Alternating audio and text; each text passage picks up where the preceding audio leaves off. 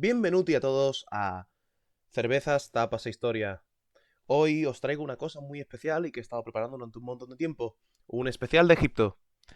En primer punto vamos a tratar el famoso Egipto de los faraones, después Egipto contra Persia, el periodo tolemaico, Egipto y Bizancio, es decir, vamos a hablar del patriarcado de Alejandría, el Egipto de Salahadín, la modernidad en Egipto, que vamos a tratar un poco desde la época en la que Napoleón llega a las pirámides hasta el gobierno de Farouk I, que para que se entienda es el último monarca que tuvo Egipto.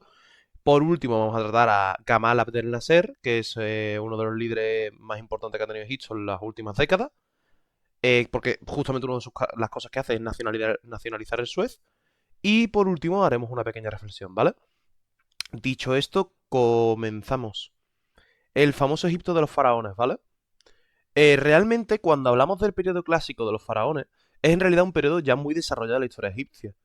Entendiendo que hubo alrededor de 30-31 dinastías, no se sabe muy bien porque tiene una manera muy extraña de ver las dinastías, ahora lo explicaré, estamos ante la época de la 11ª, 12ª dinastía. No es ni la época de Ramsés, ni la época de Keops, no, ni la época de los Tutmosis, es decir, no es la época ni de Nefertiti ni de esta gente, o sea, no es la época famosa. Realmente la época famosa es la época de expansión militar, que no es el culmen de ese periodo, ¿vale? Egipto nace de una dualidad entre el Alto y el Bajo Nilo, ¿vale? Que es la fuente directa de su existencia, tanto de su demografía como de su riqueza agrícola. Al sur de estos se encuentra Nubia, una zona muy rica y poderosa que incluso tiempo atrás había conseguido tener faraones en el poder, ¿vale? Además, en el centro no había un poder grande, ni tampoco estaba Memphis, ni Tebas estaba ahora mismo en su momento de poder tampoco.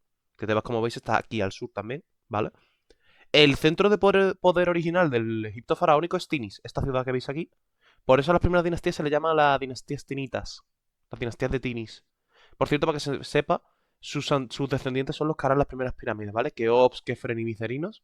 Los de las pirámides de Giza están emparentados con las dinastías de Tinis, en teoría. En teoría. Ojo, ahora explicaré. ¿Vale? La constante inestabilidad en el norte, que evidentemente es la parte que había sido conquistada y unificada por el sur, según nos dejan las pruebas arqueológicas, el crecimiento del reino y su poder, así como la necesidad de un nuevo centro de poder, por algo muy simple. Yo tengo un noble que me cae mal, ¿vale? Los nobles que me caen mal yo no los puedo matar porque sí, porque también tienen la justificación religiosa y también tienen el poder político. Entonces yo no puedo empezar más a ejecutar nobles porque si no me van a ejecutar a mí, por mucho que yo sea un dios en la tierra. ¿Qué es lo que hago? Cambio de capital. ¿Por qué cambio de capital? Porque yo elijo a quién le voy a dar las tierras alrededor de la capital. Entonces todo un montón de nobles que a mí no me gusten van a quedar fuera y un montón de nobles que a mí sí me gusten van a quedar dentro. ¿Entendéis? Ya en la época de las pirámides de Giza, ya la capital es Memphis, ¿vale? Que está aquí, Memphis está aquí. Se dice que Memphis surge porque el faraón Menes, según Herodoto, abrió las aguas y formó un canal, ¿vale? Con sus propias manos, en plan, yo qué sé, con una hoz. El chaval estaba fuerte y yo hacía cardio todos los días, press de militar todas las noches y ya está, ellos. Así abrió un río con sus manos desnudas. La verdad que estaría muerto. Lo mató un hipopótamo, por cierto. Suele ser una causa de muerte común en la mitología de los faraones. ¿Vale?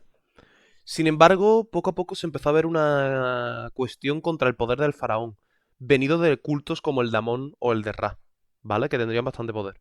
Además, externamente siempre hubo un intento de expandir su influencia, concretamente hacia la zona sirio-palestina, ¿vale? Así como la zona fenicia, zona cananea si preferís, mientras que al sur se prefería los nubios, porque mira, ¿veis esto de aquí? Aquí veis mi ratón, ¿vale? Todo esto de aquí es el desierto del Sinaí, ¿vale? Por aquí está la ciudad de Fenicia. Esto es una zona de comercio brutal, entonces toda esta ruta es importantísima. Aquí está Pelusio. Pelusio es una ciudad importantísima, ¿vale? Pelusio está por aquí. Ah, coño. Ah, Leñe está aquí. Casi digo una palabrota que no puedo decir YouTube. Bueno, aquí está, ¿vale? Pelusio. Pelusio es un centro comercial, ¿vale? Porque tú piensas que si yo tengo una ruta de caravanas, va por aquí. ¿Por qué? Porque esto es desierto, me voy a morir. A ver, puedo hacer así, ¿sabes? Pero esto es el estrecho del Tirán, pero bueno, me voy a morir un poquito de sed, la verdad. Esto es el estrecho del Tirán, perdón.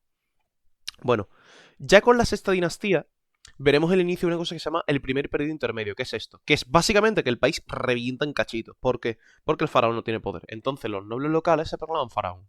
Como veis aquí, hay varios poderes, ¿vale? Los más importantes eran Tinis, Tebas y Heracleópolis Magna, ¿vale? Heracleópolis Magna, de hecho, va a llevar las de Granada, ¿vale? Con la novena y décima dinastía. Sin embargo, la 11ª dinastía será quien, que es tebana, será quien salga con el poder, ¿vale? A través de la diplomacia y las armas. ¿Cómo? Pues ganándose a otras personas, ¿vale? Eso se ganó básicamente a otra gente. Es lo importante al final, ¿vale? El faraón que lo hizo fue Montuhotep II, que por cierto es el creador de Deir el-Bahari, que aquí lo tenéis. Esto es Deir el-Bahari, ¿vale? Que bueno, que por desgracia no acabará bien, ¿vale? Su dinastía, porque la 11ª dinastía será asesinada por un visir venido a más. Un visir es la mano derecha del monarca.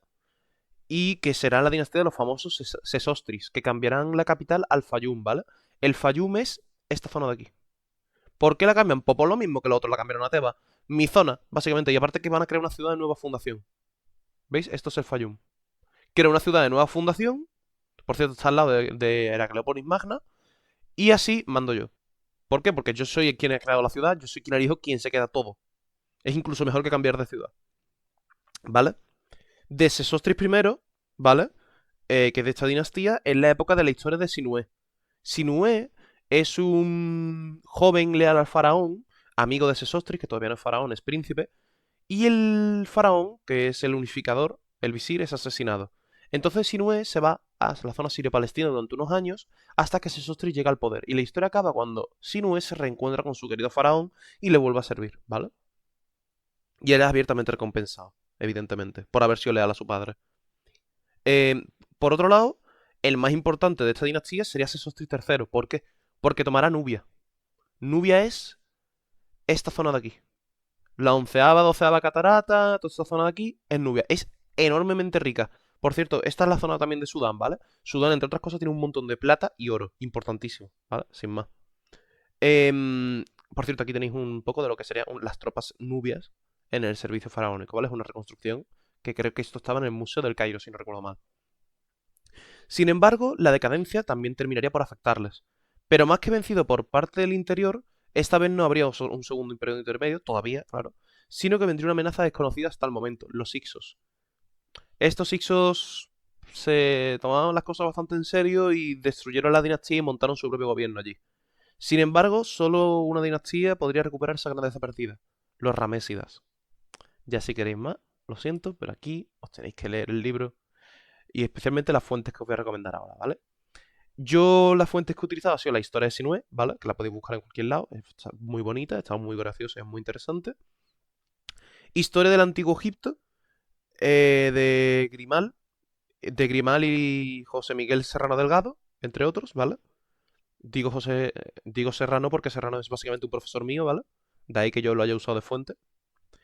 Y Historia del Próximo Oriente, Mesopotamia y Egipto, de San Martín y Serrano Delgado. Si queréis los nombres, Joaquín San Martín Ascaso y José Miguel Serrano Delgado. ¿Vale? Dicho esto, pasamos al siguiente punto, que es Egipto contra Persia, ¿vale? En el siglo VII a.C., la amenaza siria fue tan poderosa que sus reyes llegaron a tratar con la nobleza egipcia, sometiéndose a ellos a cambio de mantener sus puestos. Uno de los hijos de estos aristócratas logró aumentar bastante su poder, llegando al final a tomar el cargo, ¿vale? Para que se me entienda, era por esta zona de aquí. Esta zona de aquí había una nobleza cuyo líder decidió básicamente independizarse. Y sería su hijo Psamético I, Psamético I empieza por P, que se rebelaría y formaría una dinastía llamada Saíta. La, 20, la 26, fin de la historia. Con su base de poder en el delta del Nilo, teniendo su capital en Sais, por cierto, este tío es Psamético, ¿vale? Este tío es Psamético de aquí, un máquina, mi pana, mi colega. Eh, veremos un resplendor de económico y cultural, ¿vale? Apoyado en parte por el importante desarrollo que tenían las polis griegas, que son básicamente sus coleguitas, son literalmente sus amigos. O sea, Grecia va a estar constantemente enviando gente a Egipto, tanto para comerciar como para ayudarles a defenderse contra los persas. Se van a crear colonias como por ejemplo Naucratis, que Naucratis es importantísima, es el centro comercial más importante que había en Egipto. Y era una colonia griega, ¿vale? Era un emporio en griego, ¿vale? Em, Así, la capital de Sais, que está aquí en el norte, ¿vale? Y no está en Memphis, está aquí, por esa zona, es para estar más cerca de Naucratis. Es para tener un acceso a las rutas comerciales y aparte estar conectados con Pelusio, que recordemos está aquí, para yo poder defenderme de incursiones persas. Pelusio es un fuerte, porque claro, si tú atraviesas el desierto, los nabateos, que son las tribus de allí, te van a reventar la cabeza. Aparte te vas a morir de sed. O sea, es que le pasó a los persas, de hecho. Se murieron así. ¿Vale? Esta dinastía, que se va a dejar abiertamente influencia por los griegos, ¿vale? De hecho, en esta estatua se nota bastante influencia griega, con todo el respeto. Parece un kuros griego. Acabaría bastante mal. ¿Por qué? Eh, por los persas. Como última mención, podré recordar a Necao II, ¿vale? Necao II permitió y colaboró en una expedición fenicia-egipcia para circunnavegar a África, buscando nuevas rutas comerciales, ¿vale?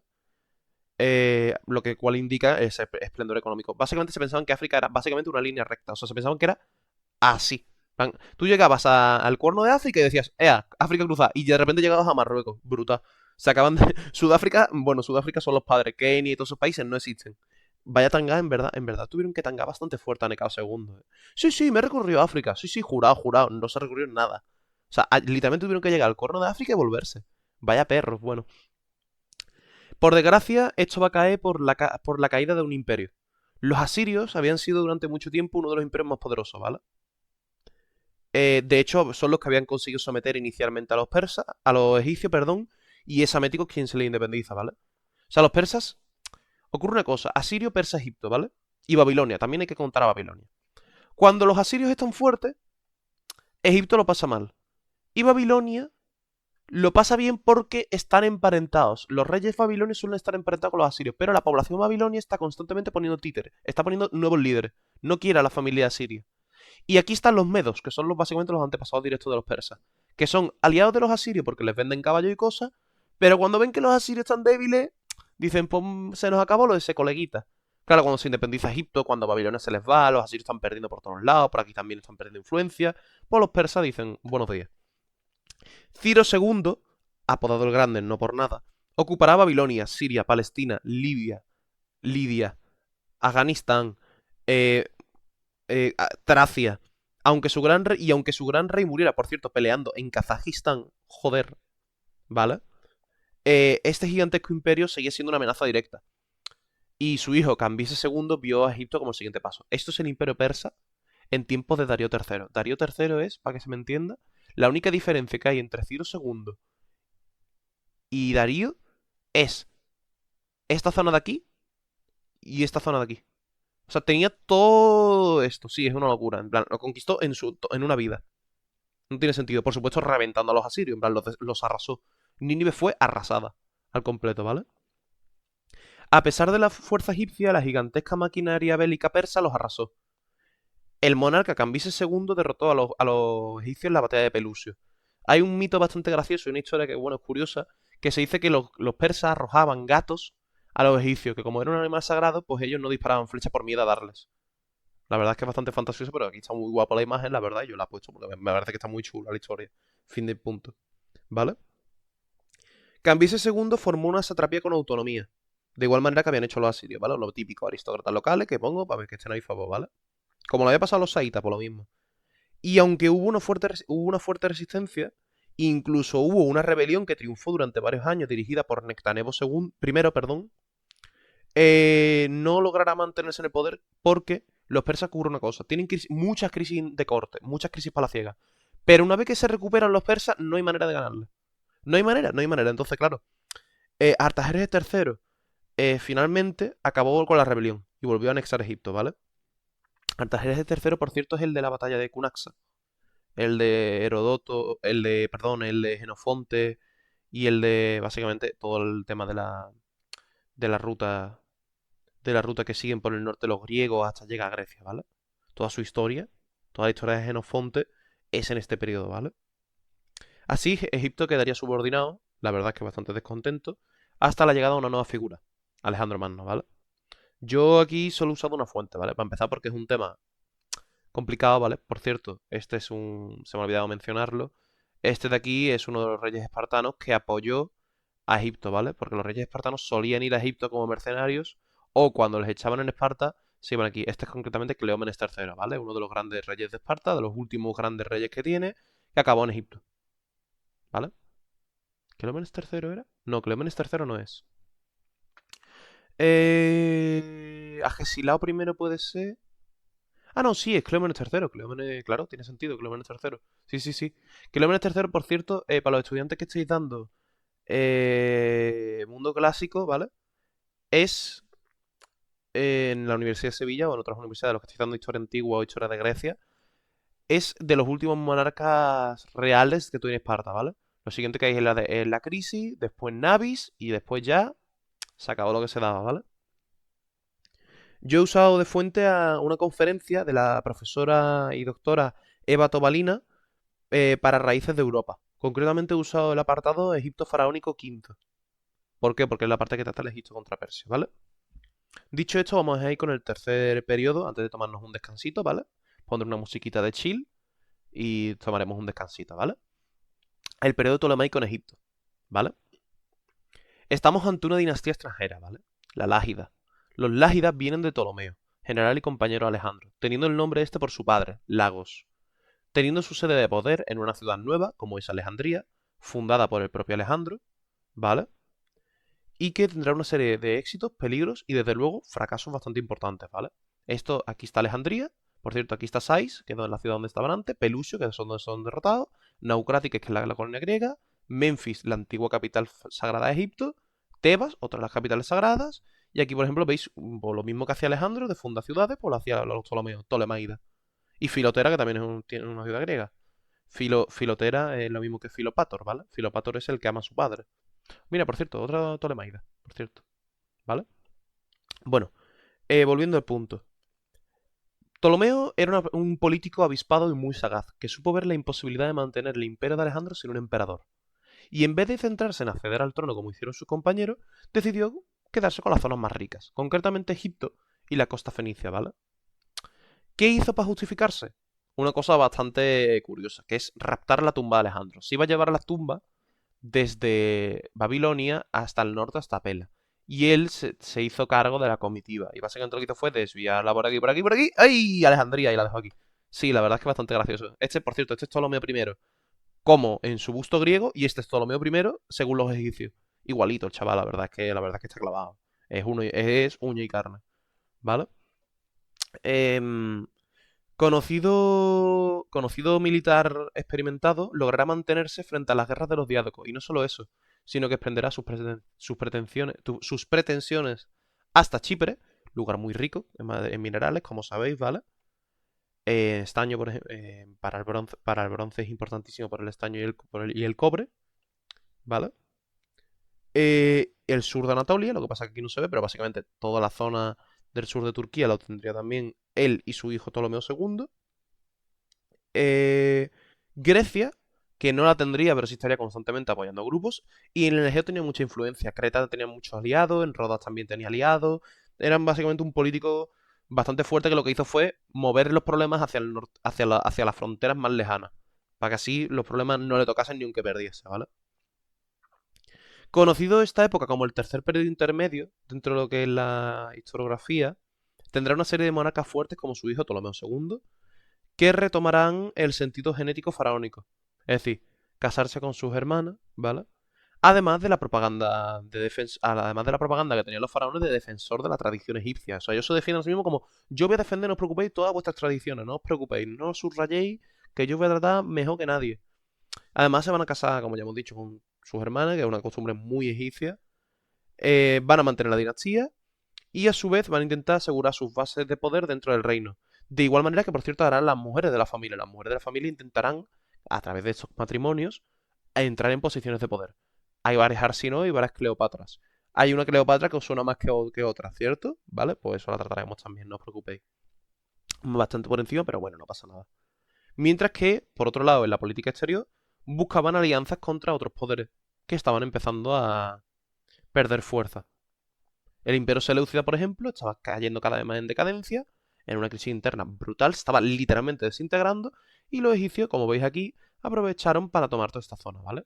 Que esta zona siempre había sido una zona de conflicto desde el inicio de los diádocos, pero que Ptolomeo I había logrado mantener más o menos. Después la pierden otra vez en el 200 a.C. por la llegada de Antíoco III Megas, que es básicamente el único periodo que tienen los seleucidas de regeneración en casi toda su historia, hasta Antíoco IV. O sea, Es Antíoco III y Antíoco IV. Fin. El resto de reinados eran reinados que podían intentar o no regenerar la situación del país, pero que no lo conseguían, ciertamente, ¿vale? Normalmente acababan muertos. Era en definitiva su política una búsqueda de sincretismo entre la costumbre griega con entre la costumbre egipcia con la influencia griega, ¿vale? Gobernando con una nobleza local, así como con una nobleza griega y una nobleza macedonia, por separado, ¿eh? Cuidado, esto es importante. Se acabarán por unificar, pero en un origen estaban separados e incluso estaban peleados entre ellos, lo cual era bastante problemático, como podéis imaginar, porque es una minoría de la minoría. A partir de entonces, especialmente con Ptolomeo III, empezarán a ceder bastante a los locales, especialmente por la necesidad de tener soldados nativos en el ejército. Antes el ejército normalmente era griego, ya no. Necesitamos soldados porque los seleucidas se están regenerando. Antíoco, como hemos dicho, Antíoco III. Hemos perdido toda esta zona y antes de eso necesitamos pelear. Antes de esto tenemos que pelearlo. Intentar, como sea, mantenerlo. De hecho, en un origen lo consiguen, ¿vale? Los consiguen derrotar, pero esto provocará una insurrección de toda esta zona con ese mismo ejército. Ese mismo ejército dice, vamos a ver, pues, ¿qué hace aquí un emperador, qué hace aquí un rey extranjero pudiendo colocar nosotros un faraón egipcio? Acabó mal, pero siempre se mantuvo la inestabilidad, ¿vale? ¿Vale? La base griega no era suficiente para suplir las carencias políticas que tenía Egipto, ¿vale? Culturalmente, por otro lado, fue el mayor centro del mundo helenístico y de su época, ¿vale? Con la biblioteca más grande conocida junto a la de Pérgamo, aquí tenéis una recreación de la biblioteca de Alejandría, preciosa. eh, También era conocido como el lugar de uno de los intelectuales más destacados, como el geógrafo Ptolomeo, que ya hablaba del tamaño de la Tierra, el matemático Eratóstenes, que por cierto supo eh, calcular el tamaño de la Tierra casi perfecto, por un 1% de error. En esta época, estamos hablando que eso no se volvería a hacer hasta como 700 años después, ¿vale? O filósofos como Hegesías. ¿Quién es Hegesías? Os preguntaréis. Pues es un tío que básicamente lo que dice es: si la vida no vale la pena, ¿por qué demonios estamos viviendo? Y el problema es que causó una cadena de suicidios en masa y el faraón, creo que fue Ptolomeo II, Ptolomeo III, tuvo que mandar perseguirlos y quemar sus libros porque la gente se suicidaba en masa en Alejandría. Sí, cosas que pasan en Egipto, en plan. Cosas que hacen los griegos, ¿vale? Esto, junto a la riqueza comercial, convirtió a Alejandría en el faro del mundo. Nunca mejor dicho. ¿Por qué? Porque el lugar más emblemático de Alejandría era su faro. Aquí podemos ver una representación artística del faro. Esto está ardiendo, ahora entenderéis por qué, ¿vale? Pero esto es la ciudad, ¿vale? Esto es Alejandría y esto es el faro, que era bastante imponente, ¿vale? Estamos hablando de que el faro a día de hoy está hundido, ¿vale? Y es bastante enorme. Se puede ver bastante. Actualmente, por cierto, la zona es una fortaleza, ¿vale? La decadencia fue por una serie de factores muy diversos. El primero de ellos fue la situación política del exterior con Antíoco III y el Estado romano, ¿vale? Que si bien era su aliado, le exigía lo que le daba la gana, porque claro, soy tu aliado, pero en realidad tú estás reventado y yo te estoy ayudando, entonces pues te voy a pedir lo que más me dé la gana, normalmente dinero o grano. Egipto es un gran exportador de grano sin ningún tipo de duda. El segundo de ellos podría ser las luchas intestinas. Los hijos e hijas de los faraones se van a matar entre ellos, van a tener guerras civiles, van a huir a Roma, se van a liar con políticos romanos, van a volver con tropas romanas, ¿eh? En época de Pompeyo pasará esto. Van a pedir ayuda a los seleucidas, se van a casar con los reyes seleucidas para que los reyes seleucidas intervengan en el sur, los pongan en el poder y después intentar echar a los seleucidas aliándose con otras dinastías. Es brutal, es brutal. Es muy bestia. Es muy bestia la degeneración interna que adquieren por ese tipo de política interna. ¿Vale? Una corte cada vez más centrada en lo lúdico, porque como los faraones no quieren tener una corte que les dé problemas, porque tú piensas que puedes llegar al poder de un año para otro. Entonces la corte sigue siendo la misma. Entonces si eras leales al anterior, pues no te gusta. Entonces, ¿qué es lo que hace? Una corte lúdica, una corte en la que el popular es el que da más. Entonces cada vez van a tener que dar más lujo a esta gente, más fiestas, más orgías, más... Un poquito degenerado, la verdad, pero bueno. ¿Quién no quisiera estar en una orgía de ese estilo, la verdad? Yo un poquito... Bueno, en verdad no, de hecho, tenía que ser bastante antihigiénico, la verdad. Tiene pinta que te tenías que morir bastante vasto. Bueno, vamos a hacer como que no me he dicho esto, ¿vale? Em, Otro punto es el sincretismo, ¿vale? El sincretismo no se llegó a manifestar por completo, ¿vale?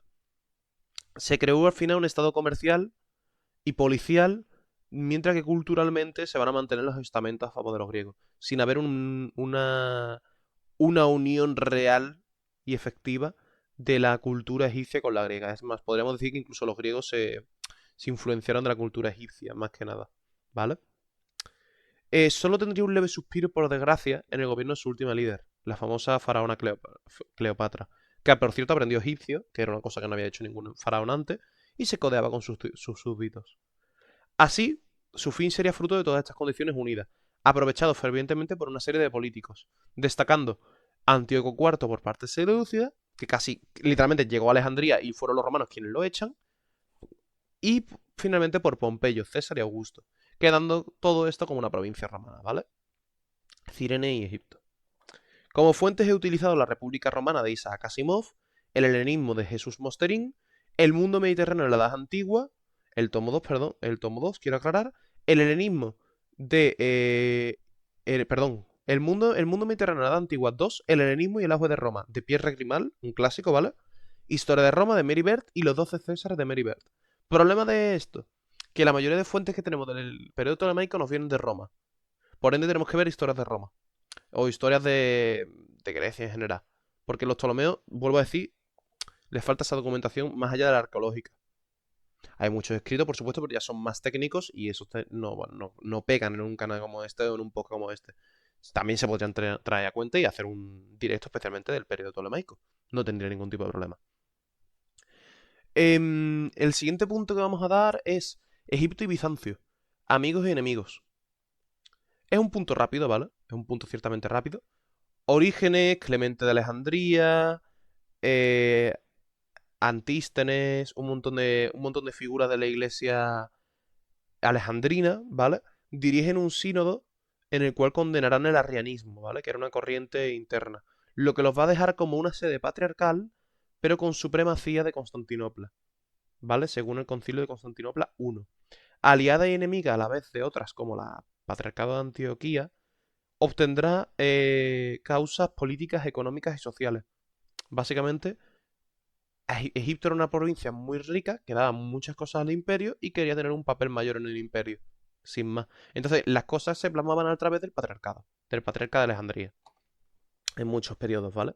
Esto va a provocar la creación de varios grupos religiosos diferentes, como el miafisismo, donde el Egipto va básicamente independizarse en el tema religioso de la política imperial, sin poder los emperadores arreglarlo. Esto estallaría en el siglo sexto, quinto, bueno, quinto, sexto, en unas mutuas excomuniones. El patriarca de Alejandría excomulgó al patriarca de Constantinopla y el de Constantinopla al de Alejandría, ¿vale? Que llevó a una debilidad de la estabilidad eclesiástica en Oriente y que terminaría por ceder ante las presiones musulmanas en tiempos de Heraclio, dividiéndose en diferentes corrientes como la copta, que se considerarían todas ellas sus sucesores. Básicamente me estoy pegando con los persas y encima tengo el problema interno aquí, ¿vale? Entonces cuando llegan los musulmanes, estas personas que están hasta el toto de esta gente, dice, pues mira, la verdad es que prefiero a este tío que a ti. Ya está.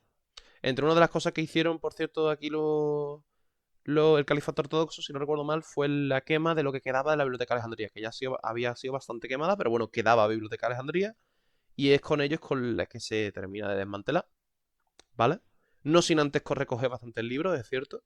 De hecho, los musulmanes serían quienes retomarían por ejemplo, Aristóteles. Pero esto es el Imperio Bizantino en tiempo de los Heráclitas, ¿vale? En el 641 concretamente. Y estos son varios santos de varios patriarcas de la iglesia de Alejandría, ¿vale? Bueno, vamos a tomarnos un descanso y volvemos en nada. Venga, hasta ahora.